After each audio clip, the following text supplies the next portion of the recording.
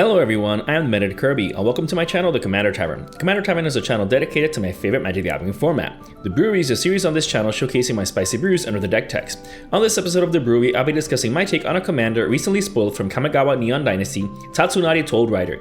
If you like this deck or any of the cards I'll be mentioning throughout the video, please consider using my TCG Player affiliate link when purchasing those cards. You can find the link down in the description. It'll really help out the channel. The best way you can help support the channel is with my Patreon. For just $1, patrons get early access to certain videos on YouTube. In fact, patrons got a chance to see this video earlier. You can also support my channel for free by simply liking, subscribing, and sharing, which also helps out a lot. You can join my Discord server for free if you want to join the Commander Tavern community. All pertinent links are down in the description. Alright, let's get back to the episode. Tatsunari is a 3/3 human ninja for 2 generic and 1 black. However, since he has an activated ability requiring hybrid green-blue, he has a black-green-blue color identity. With that ability, by paying 1 and 1 green-blue hybrid mana, Tatsunari and target frog you control can't be blocked that turn except by creatures with flying and reach. So it's sort of giving Tatsunari flying but not giving it flying. Now, that frog is more than likely going to be Kami, the 3/3 black and green legendary frog creature token that Tatsunari creates whenever you cast an enchantment spell, if you don't already control a creature called Kami. And that's what's at the core of this deck. It's an Enchantress deck in colors you normally wouldn't build an Enchantress deck around. But it gets better. Kami has a triggered ability. Whenever you cast an enchantment spell, each opponent loses 1 life and you gain 1 life. This provides the deck with ample avenues with which to win. Swing in with Tatsunari each turn for significant damage and or casting enchantments to drain the table with Kami. It's almost like having a partner commander without sacrificing a card slot in the deck, similar to Minsk and Boo, Talsimir and Voja, etc. As for how the deck is going to win via Kami, the deck is chock full of enchantments. 50 to be exact. So the deck is literally half enchantments. So you'll no doubt be triggering Tatsunari enough to create Kami. However, with the amount of enchantments in the deck, you could potentially get a one-shot kill with Tatsunari thanks to Helm of the Gods and Nettle Cyst. Equipping either of these to Tatsunari will give him a ridiculous pump, especially with Nettle Cyst since that makes 53 cards in the deck that it cares about. So it's very easy to get Tatsunari to 21 power and then hit any opponent without flyers or creatures with reach. Nylea's Colossus can further pump Tatsunari to game-ending commander damage and synergistically to boot. An enchantment itself, whenever it or another enchantment enters the battlefield, you double target creature's power and toughness until end of turn. Have 2 cheap enchantments enter the battlefield and Tatsunari is already a 12/12. 1/3 enchantment and it's game over for a hapless opponent. Archetype of Imagination and Nylea God of the Hunt further help Tatsunari get through while also being enchantments themselves. The archetype helps Tatsunari deal with any flying opponents might have. And if they were to have creatures with reach or other possible blockers, Nylea gives all of her creatures trample. If that weren't enough, she's also a mana sink that can make Tatsunari even bigger. Soon we'll see just how much mana this deck generates. It'll be very easy to make Tatsunari large enough, easier than you might think. Destiny Spinner helps by making 60% of our deck uncounterable, more importantly, making Tatsunari uncounterable. But it's mostly for our enchantments to be uncounterable for when we can storm off with Kami on the battlefield. In any case, this enchantment creature can make a land we control XX, where X is the amount of enchantments we control. This is just a ridiculous mana sink that provides a go wide strategy when a go tall strategy with Tatsunari isn't too viable. Shark Typhoon is another potential win con by helping you swarm the board with flyers if going wide is more viable than going tall, or for getting a chump blocker with each enchantment you cast. Well, when you cast non-creature enchantments. But fortunately it also triggers when we cast artifacts and instants, so it still triggers from 43% of the cards in the deck. As for the enchantments to help us win the game much faster with Kami, Shimmering Wings and Whip Silk are what they are. The former requires 2 blue to be cast time and time again each time, and the latter 2 to green to do the same. This means that we can drain the table for 1 life for just 2 mana each time. Not only is this a great mana sink, but if you build your own Tatsunari with an infinite mana engine, this will end the game. And getting that infinite mana is very easy to obtain in black, green, blue decks. We can't just depend on the win with Tatsunari and or Kami. We should also make the most of which enchantments we're casting and what we're doing with them. Being black means having access to all of the mean enchantments, so add whatever spice you want. As for me, I included Blightcaster, Doomwig Giant, and Thoughrender Lamia. Not only will these trigger whenever an enchantment we cast, but are very harrowing while on the battlefield when we're constantly casting and bouncing Shimmering Wings and Whip Silk. The first 2 help deal with creatures while the latter helps with emptying our opponent's hands. And best of all, the last 2 are themselves enchantments that trigger themselves as well. Baron Master Wizard, Brine Shaman, Attrition, and Mind Slash provide more offensive interaction. Each of these requires sacrificing a creature, which Baron requiring any permanent. So I guess it's good that Tatsunari can always summon no Jutsu Kami every time we cast an enchantment while we don't already have it. This means that we can use Kami as fuel for these effects and then get it back when we cast our next enchantment.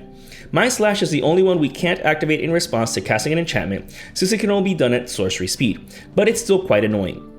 Leshrak's Sigil is another enchantment that has an opponent discard a card for our choosing. The only drawback is that we can only do so when that opponent casts a green spell. Good thing green is the most popular color in the format. However, even if no one else is playing green, this enchantment is similar to Shimmering Wings and Whip Soak in that we can just pay its casting cost to bounce it to our hand to recast again. So both its floor and ceiling are amazing here. Death Grip, Life Force, and Douse are some more color hoses in the deck and quite brutal at that. These are counter spells on a stick countering green, black, and red spells respectively, for just 2 mana each activation. Try not to laugh maniacally when playing against someone only playing those colors. Some of the Dryads, Imprisoned in the Moon, and Tamiyo's Completion are more enchantment-based interaction. The first two are the most brutal since the enchantment permanent becomes a land, making it quite difficult for an opponent to get rid of it if they can't get rid of the aura. Tamiyo's Completion isn't as busted, but it does have flash and still removes the target's abilities while also keeping it frozen. As many viewers of the Commander Tavern might have guessed by now, Dictate of Erebos and Grave Pact are obviously included in this deck. There's no way I wouldn't run my favorite mono black enchantments in this Enchantress deck, especially when I'm constantly sacrificing Kami for value. Each time we sacrifice it, the rest of the table has to sacrifice a creature. Not only is this incredibly oppressive, but it also keeps the way clear for our own creatures to go through and take out the table, either by going tall, going wide, or potentially even both. Leyline of Anticipation helps give all of our spells flash, but it's here specifically for the enchantments. Dictate of Erebos and Tamiyo's Completion already have flash, but giving flash to our enchantments while we already have some engines on the table makes it very difficult to interact with us since we can cast enchantments in response, etc. Or to keep mana open for our hoser enchantments and then cast all of our spells at the beginning of the end step before ours. It's just such a great enabler here, even for protective interaction like Fool's Demise and Journey to Eternity. Being able to flash these in response to one of our creatures getting destroyed is just epic. But even when cast at sorcery speed, they're still amazing at enchanting Tatsunari and protecting from board wipes or targeted destruction. Not only that, but Fool's Demise also returns to our hand when it goes to the graveyard from the battlefield. So not only will it protect Tatsunari, but it'll also return to our hand to be cast again. Don't sleep on this card for this deck. Journey to Eternity also returns but transformed into Atzal Cave of Eternity. With this land on the battlefield, we don't have to worry too much about other creatures besides Kami getting killed, since we could just activate the land to get it back. This is just such a great card here since it's an amazing enchantment and then an amazing land. Hell's Caretaker can also help us reanimate creatures, albeit only limited to activation during an upkeep. It also requires sacrificing a creature to do so, which is fine because that's what Kami's for. Poor Kami. If you're feeling sorry for it, just imagine that Kami is being unsummoned when it's sacrificed as fodder, and then summoned back when we cast an enchantment. Asceticism is another amazing defensive enchantment since it gives hexproof to all of our creatures, and we can also pay 2 to regenerate any creature. While there are plenty of board wipes with a clause that prevents regeneration, a lot of new ones don't. So more often than not, you'll be able to regenerate your most important creatures. Either way, good luck targeting any of them in case with this in play. Heroic Intervention is included in case anyone does cast that board wipe that prevents regeneration. However, since 50% of the deck is enchantments, it also protects our board from anyone running that once in a blue moon board wipe that hits all enchantments too. Cyclonic Rift is the last piece of interaction in the deck, and being a ubiquitous commander response doesn't require any further explanation than that.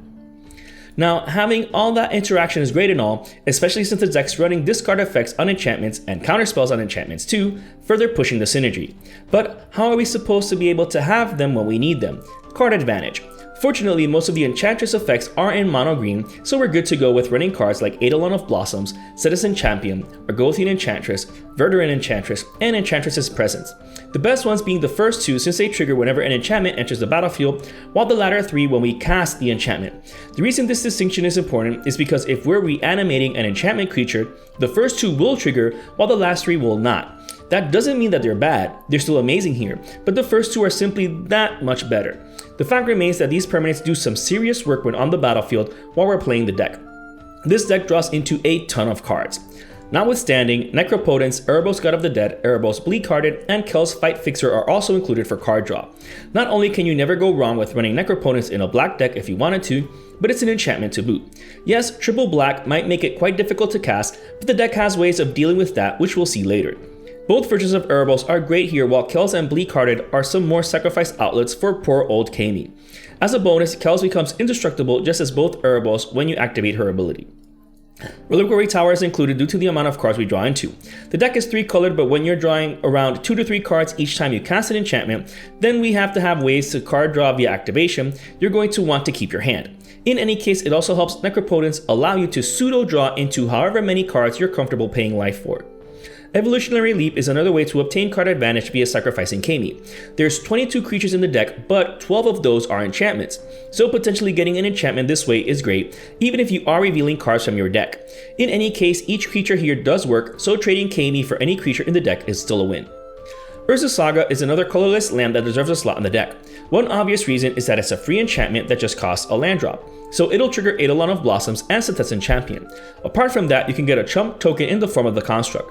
While that might seem like a lukewarm reason to run it, it can then tutor for Helm of the Gods when it gets its final lore counter, which is one of the deck's win cons, so it's useful from the moment it's dropped to when it gets sacrificed. The deck might seem a bit mana intensive since we need to keep mana open for the Hoser effects, as well as to be constantly bouncing and recasting the previously mentioned win con auras.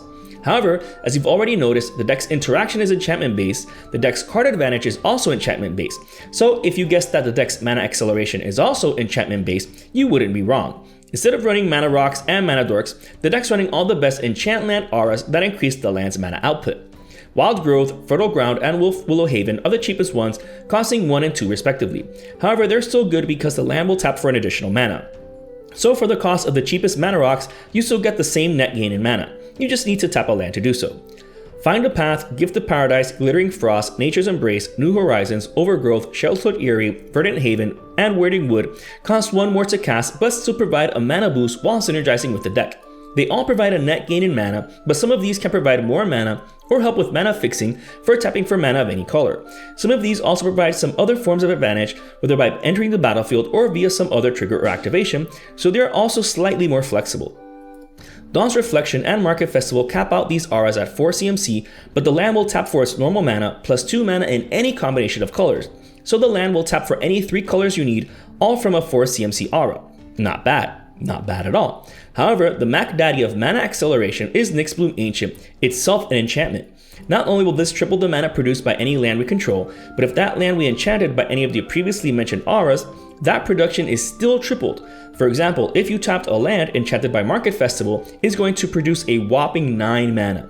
So while I'm not running any infinite mana engines in the deck, there are still ways to generate a ton of mana to power the deck. Sanctum Weaver is another enchantment creature that has us generate a ton of mana. With 50% of the deck being enchantments, this thing will tap down for a ton of mana. Unfortunately, it is only a single color, but that's fine if we're bouncing and recasting the WinCon auras or dumping it all into Nylea to pump Tatsunari for the commander damage kill, etc.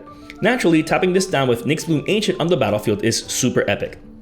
Herald of the Pantheon and Blood Funnel further aid our mana efficacy by reducing the cost of our enchantments in our deck. The Herald not only reduces the cost of 50% of our deck by 1 generic, but whenever we cast an enchantment, we gain 1 life as a bonus. Blood Funnel does it better by reducing the cost of all of our non-creature spells by 2 generic, which also goes for artifacts and instants. Unfortunately, it does require us to sacrifice a creature each time we do. If only we had perpetual creature token creation right in the command zone. Oh wait, we do. So let's see how we can use Tatsunari to our advantage. Whenever you cast an enchantment, Tatsunari's trigger and Blood Funnel's trigger go to the stack. If you don't already have Kami, have Tatsunari's trigger resolve first, creating Kami. Then sacrifice Kami to Blood Funnel in order to not have your enchantment countered. Perilous Forays and Phyrexian Tower continue making the most out of Kami for our mana acceleration. The tower doesn't take up a slot in the deck, and while it taps for colorless, it can tap for double black by sacrificing Kami. Perilous Forays is so crazy good here, turning Kami and 1 generic mana into basic type land ramp, meaning that you can get a double typed land, triple typed land, or a basic land when you run out of better options. Once again, mana acceleration via land ramp on an enchantment, which is amazing. Dryad of the Elysian Grove is another enchantment providing mana acceleration by letting us play an additional land each turn. With all of the cards we have the potential of drawing, not only will we not miss our land drop per turn, but we can also be dropping 2 lands per turn. If that weren't enough, it also helps fix our colors by giving our lands each basic land type. Similarly, Urborg Tomb of Yawgmoth and Yavimaya Cradle of Growth are included to help fix our black and green, since both costs in the deck are heavy for that color. In any case, these definitely do not take up a slot in the deck and help fix our mana. Cabal Coffers is also included for good measure, since we can dump a ton of black mana into bouncing and recasting Leshrac Sigil. Also, since our commander is mono black, it also helps in recasting Tatsunari as often as needed in a game, saving us the trouble of needing to include more protective effects than what I already have in the deck. In fact, Jewel Lotus and Dark Ritual are included in order to get that turn 1 Tatsunari. While having either of these in our opening hand is amazing, getting Tatsunari out early is key to get our engines rolling as quickly as possible. The deck can run relatively fine without Tatsunari, but the engines fueled by Kami are much better if we can keep Tatsunari around. Protean Thaumaturge, the final card in the deck, is included as a jack of all trades here. When we cast an enchantment, we can copy our best creature for the situation. Imagine having 2 Nylea Colossus on the battlefield, or 2 Nyxbloom Ancient, or even 2 of any enchantresses to really draw into our library. However, it can also be used to copy an opponent's best creature as well. Definitely don't sleep on this one. The rest of the deck is just the rest of the lands. The deck's running all 9 fetch lands, all 3 shock lands, all 3 snow duels, all 3 opponent lands, Zagoth Triome, Reflecting Pool, Command Tower, and Ancient Tomb, as well as 2 of each basic land. With how the original dual lands are climbing in value on the secondary market, I have recently taken them all out of my decks. Since I have adopted this policy not just because of being careful when moving my cards around when going to LGSs, conventions, etc., I will also adopt this to my online deck building. So unlike all of my other deck tech videos, the converse will now be true. If you wanted to include faster and more expensive mana acceleration in your decks, just make the appropriate changes. This video will thus mark the first time I will no longer recommend adding original dual lands or even mana crypt to your decks. That being said, if you do want to add them, go for it. Commander is what you make of it, which is why it's my favorite format. This brew is just an idea of how to build around Tatsunari Toad Rider.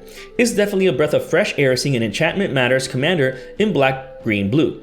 It's usually on green, white, blue, or green, white, so it was great seeing how to make the best of these other Enchantress decks while taking advantage of black over white. Even though the deck has access to blue, I chose not to include any counterspells per se, since the hosing enchantments should be more than enough, hitting the most popular colors of the format anyways.